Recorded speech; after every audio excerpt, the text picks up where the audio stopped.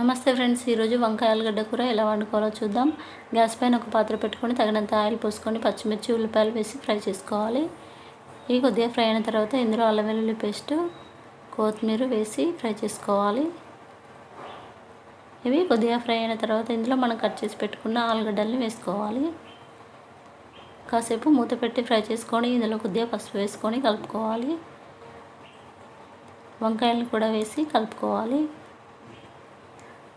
కాసేపు ఫ్రై చేసుకొని మనం కట్ చేసి పెట్టుకున్న టమాటా ముక్కల్ని కూడా వేసి కలుపుకొని మూత పెట్టుకొని ఒక 5 నిమిషాలు ఉడికించుకోవాలి. ఇందులో తగినంత కారం వేసుకోవాలి.